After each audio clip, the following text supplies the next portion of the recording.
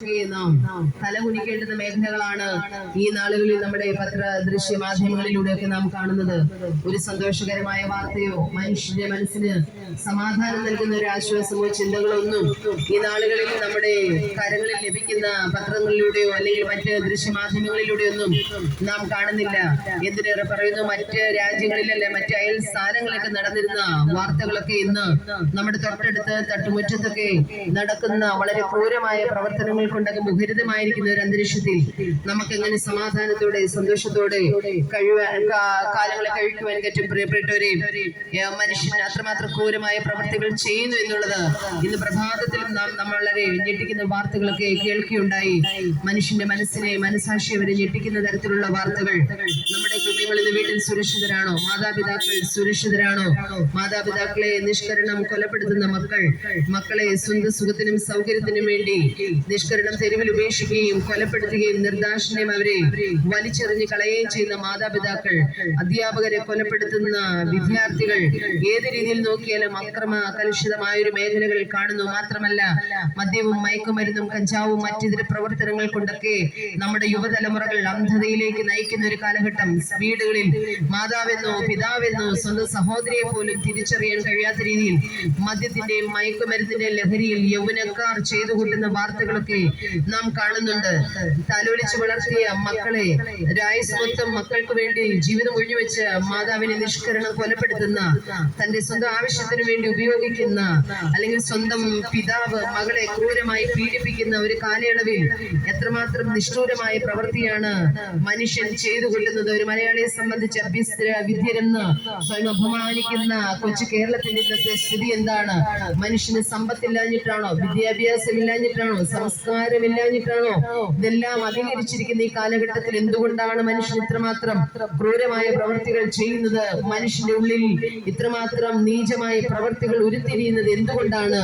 എന്താണ് മനുഷ്യൻ ഇങ്ങനെയൊക്കെ ചെയ്യുവാൻ കാരണം? കുടുംബ ജീവിതത്തെ ഇത്രമാത്രം ശിഥിലമാക്കുന്നതിന്റെ കാരണങ്ങൾ എന്തൊക്കെയാണ്? നാം അത് ചിന്തിച്ചിട്ടുണ്ടോ? പ്രിയപ്പെട്ടവരെ, അത്രമാത്രം വൈകൃതമായ പ്രവർത്തനങ്ങൾ കൊണ്ട് മനുഷ്യന്റെ മനസ്സ് മലിനമായിരിക്കുമ്പോൾ നാം ഈ കാലഘട്ടങ്ങളിൽ നമുക്ക് ആവശ്യം മനുഷ്യന്റെ മനസ്സിന് സന്തോഷം തരുന്ന, അല്ലെങ്കിൽ മനുഷ്യന്റെ മനസ്സിന്, അല്ലെങ്കിൽ അവരുടെ മനസ്സിന്റെ മാറ്റത്തിന് പ്രതിഫലിക്കുന്ന ഒരു സന്ദേശം തന്നെയാണ് നമുക്ക് ആവശ്യമുള്ളത്. നമ്മുടെ രാജ്യത്ത് നിയമ നിർമ്മാണ സംഹിതകൾ ഇല്ലാഞ്ഞിട്ടാണോ? ഭരണകർത്താക്കൾ ഇല്ലാഞ്ഞിട്ടാണോ ഇത്രമാത്രം ആപത്തുകളും അനർത്ഥങ്ങളും അല്ലെങ്കിൽ കൊലപാതകങ്ങളും ഒക്കെ അഴിഞ്ഞാടുന്നതിന് കാരണം എന്താണ്?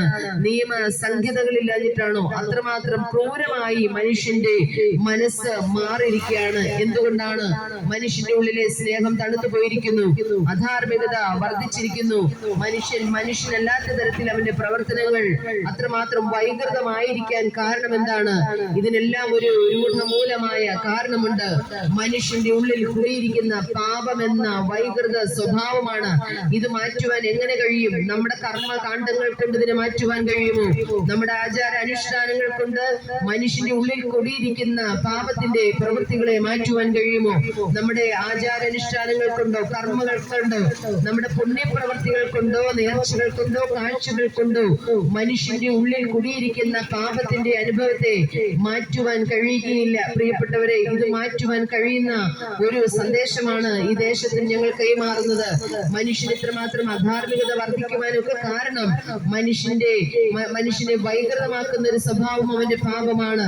പാപത്തിൽ മുങ്ങിയിരിക്കുന്ന മനുഷ്യനാണ് അന്ധത കയറി അവന്റെ കുടുംബ ബന്ധങ്ങളെന്നോ ജീവിതങ്ങളെന്നോ ഒന്നുമില്ലാതെ ഇത്രമാത്രം നിഷ്ഠൂരമായ പ്രവർത്തനങ്ങൾക്ക് വിധേയപ്പെടുന്നത്.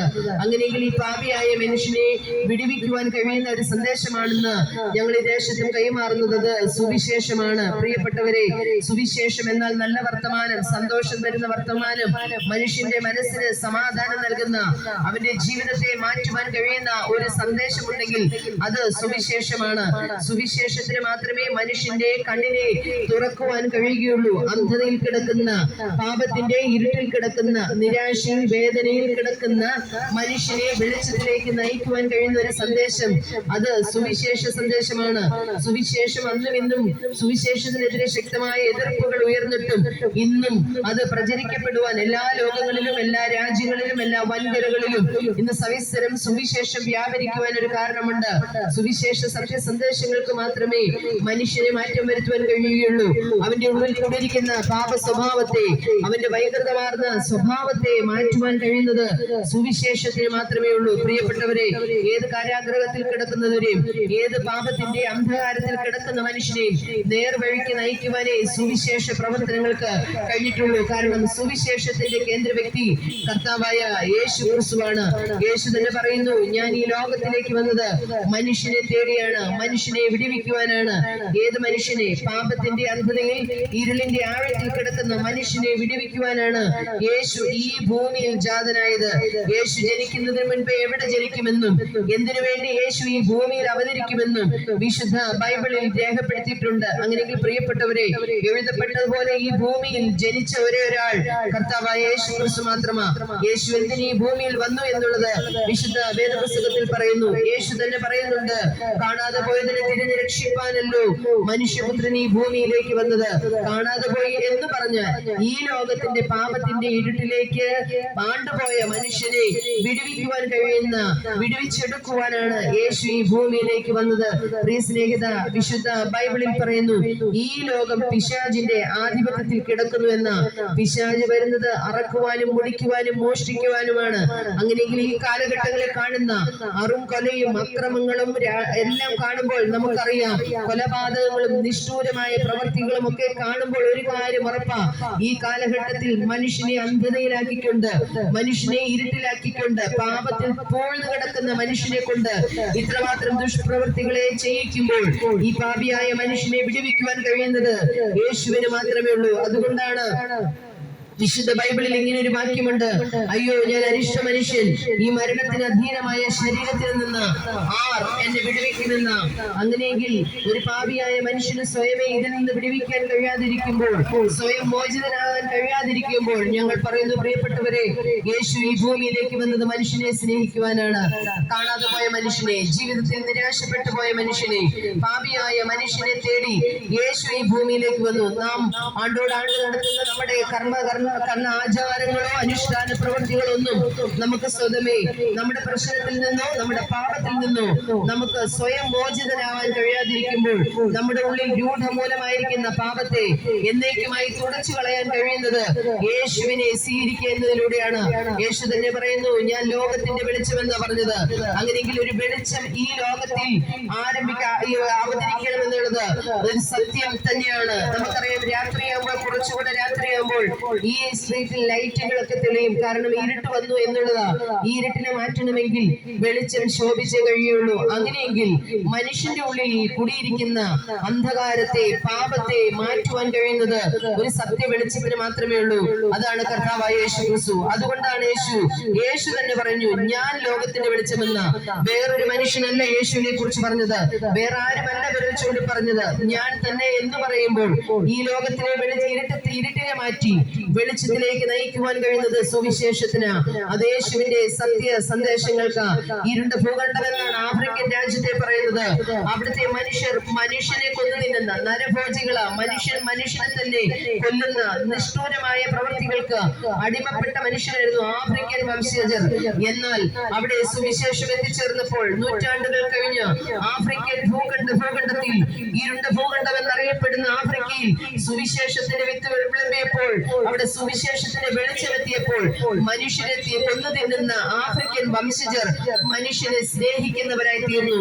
അങ്ങനെയെങ്കിൽ പ്രിയപ്പെട്ടവരെ, മനുഷ്യന്റെ മനസ്സിന് മാറ്റം വരുത്തുവാൻ കഴിയുന്ന ഒരു സന്ദേശം, അത് സുവിശേഷം മാത്രമേ ഉള്ളൂ.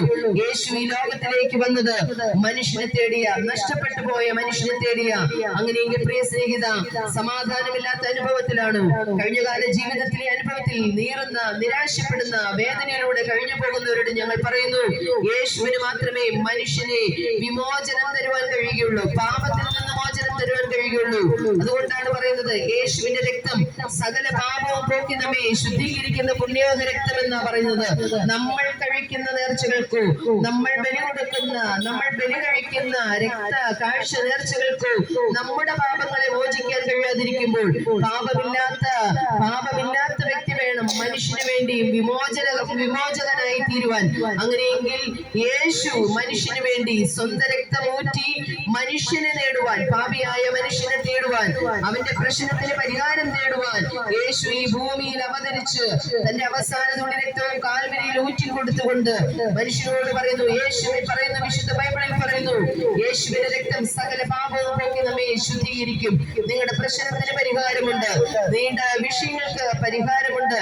ഇന്ന് അന്ധതയിൽ കിടക്കുന്ന മനുഷ്യനെ വിടുവിക്കുവാൻ കഴിയുന്നത് സുവിശേഷത്തിന് മാത്രമേ ഉള്ളൂ. പ്രിയപ്പെട്ടവരെ, ഈ മതമെല്ലാം ഈ ലോകത്തിൽ ഉടലെടുത്തത് ദൈവത്തെ അന്വേഷിച്ചാണ്. മതം ഉടലെടുത്തത് ദൈവത്തിലേക്ക് ഒരു അന്വേഷണമാണ്. എന്നാൽ വിശുദ്ധ ബൈബിളിന്റെ ചരിത്രം എന്ന് പറയുന്നത് മനുഷ്യനെ തന്നെ തേടി ദൈവം ഈ ഭൂമിയിലേക്ക് വന്നതാണ്. അങ്ങനെയെങ്കിൽ പ്രിയ സ്നേഹിത, നമ്മൾ ദൈവത്തെ അന്വേഷിച്ച് നടക്കേണ്ട കാര്യമില്ല. ദൈവം മനുഷ്യനെ തേടി ഈ ഭൂമിയിലേക്ക് വന്നിരിക്കുക മനുഷ്യനോടുള്ള സ്നേഹത്തിന് വേണ്ടി. ഇന്നും യേശു ഈ ഭൂമിയിൽ മനുഷ്യന് വേണ്ടി ജീവൻ ബലി കഴിച്ചെങ്കിൽ ഞങ്ങൾ പറയുന്നു, നിങ്ങളുടെ പ്രശ്നത്തിന് പരിഹാരമുണ്ട്. പ്രിയപ്പെട്ടവരെ, യേശു പറയുന്നു, ഞാൻ തന്നെ വഴിയും സത്യവും ജീവനുമെന്ന്. അങ്ങനെയെങ്കിൽ വഴി, നിങ്ങളുടെ നേർവഴിക്ക് നിങ്ങളെ നയിക്കുവാൻ കഴിയുന്ന, നിങ്ങളുടെ മനസ്സിനെ സത്യത്തിലേക്ക് നയിക്കുവാൻ കഴിയുന്ന, നിങ്ങളുടെ ജീവിതത്തിൽ ജീവൻ പകരുവാൻ കഴിയുന്ന, തകർന്നടിഞ്ഞു പോയ ജീവിതങ്ങളെ പണിയപ്പെടുവാൻ കഴിയുന്നത് യേശുവിലൂടെയുള്ള യാത്രയിൽ മാത്രമേ ഉള്ളൂ. അതുകൊണ്ട് പറയുന്നു, യേശുവിൽ വിശ്വസിക്കുക, എങ്കിൽ നീയും നിന്റെ കുടുംബവും രക്ഷ പ്രാപിക്കും. തകർന്നു കിടക്കുന്ന ജീവിതങ്ങളോട് ഞങ്ങൾ പറയുന്നു, രക്ഷപ്പെടണമോ? ഒരേ ഒരു മാർഗം, ഒരേ ഒരു വഴി, അത് കർത്താവായ യേശു ക്രിസ്തു മാത്രമേ ഉള്ളൂ. യേശു എന്ന വാക്കിന്റെ അർത്ഥം തന്നെ അതാണ്, രക്ഷകൻ എന്ന്. സകല മാനവ ജാതിക്കും ഉണ്ടാകാനുള്ള രക്ഷ എന്നാണ് യേശുവിന്റെ ജനനത്തെ കുറിച്ചും പറഞ്ഞത്. അങ്ങനെയെങ്കിൽ സകല മാനവജാതിയും, അവിടെ ഹിന്ദു എന്നോ ക്രിസ്ത്യൻ എന്നോ മുസ്ലിം എന്നോ ഒരു ജാതി വർണ്ണ വർഗ വ്യത്യാസമില്ലാതെ ഏവരെയും സ്നേഹം കൊണ്ട് കീഴ്പ്പെടുത്തുവാൻ കഴിയുമെന്നും, മനുഷ്യനെ സ്നേഹം കൊണ്ട് കീഴ്പ്പെടുത്തുവാൻ കഴിയുമെന്ന് ജീവിതം കൊണ്ട് തെളിയിച്ച കർത്താവായ യേശു ക്രിസ്തു മാത്രമാ. പ്രിയപ്പെട്ടവരെ, അങ്ങനെയെങ്കിൽ യേശുവിൽ വിശ്വസിക്കുക, നിങ്ങളുടെ പ്രശ്നത്തിന് പരിഹാരമുണ്ട്. യേശുവിനെ രക്ഷകനായി സ്വീകരിക്കുക. അതിന് നമ്മൾ ചെയ്യുന്ന നേർച്ചകൾ, കാഴ്ചകളൊന്നും ആവശ്യമില്ല. യേശുവിനെ ഉള്ളം കൊണ്ട് വിശ്വസിക്കുന്ന ഏവർക്കും ഈ രക്ഷ സൗജന്യമായി ലഭിക്കും. പ്രിയപ്പെട്ടവരെ, യേശു നിങ്ങളെ സ്നേഹിക്കുന്നു. മനം തകർന്നവരെ നോക്കി ഞങ്ങൾ പറയുന്നു, യേശു നിങ്ങളെ സ്നേഹിക്കുന്നു. എന്തുകൊണ്ടാണ് ഈ കാലഘട്ടത്തിൽ ആത്മഹത്യകൾ വർദ്ധിക്കുന്നത്? സമാധാനമില്ലാത്ത ജീവിതമാ ആത്മഹത്യയിലേക്ക് പോകുന്നത്. ഒരുപക്ഷെ നമ്മുടെ ഒരു വാക്ക് അവർക്ക് ഒരു ആശ്വാസമായി തീരാം. എന്നാൽ മനുഷ്യനെ കണ്ടാൽ മിണ്ടുവാൻ മടിക്കുന്ന ഈ കാലഘട്ടത്തിൽ, ഒരു മനുഷ്യന്റെ വേദന മറ്റൊരാൾക്ക് നിസ്സാരമായി തോന്നുന്ന ഈ കാലഘട്ടത്തിൽ നമ്മുടെ ഒരു വാക്ക് ഒരു പക്ഷേ മനുഷ്യനെ ബലപ്പെടുത്തിയേക്കാം. ആത്മഹത്യകൾ വർദ്ധിക്കുന്നത് അവരുടെ പ്രശ്നങ്ങളെ കേൾക്കുവാൻ ആരുമില്ലാത്തത് കൊണ്ടാ, അവരുടെ നീറുന്ന പ്രശ്നങ്ങൾക്ക് പരിഹാരം കൊടുക്കുവാൻ ആരുമില്ലാത്തത് കൊണ്ടാ. അങ്ങനെയെങ്കിൽ പ്രിയ സ്നേഹിത, ജീവിതം തകരപ്പെടുവാനുള്ളതല്ല. ആരൊക്കെ നിങ്ങളെ മറന്നാലും, ആരൊക്കെ സ്നേഹിച്ചില്ലെങ്കിലും ഞങ്ങൾ പറയുന്നു, യേശു നിങ്ങളെ സ്നേഹിക്കുന്നു. യേശു ദേശത്തെയും സ്നേഹിക്കുന്നു. സഹോദര, തകർന്നവരാണോ നിങ്ങൾ? മനം തകർന്നവരാണോ? നിങ്ങൾക്ക് രക്ഷപ്പെടാൻ, നിങ്ങളുടെ മനുഷ്യന് ആശ്വാസം തരാൻ കഴിയുന്ന കർത്താവായ യേശുവിനെ നിങ്ങൾ വിശ്വസിക്കുക. ഈ സന്ദേശം ഈ ദേശത്ത് ഞങ്ങൾ കൈമാറുന്നു. ദേശത്തെ ദൈവം എല്ലാവരെയും ധാരാളമായി അനുഗ്രഹിക്കുമാറാകട്ടെ.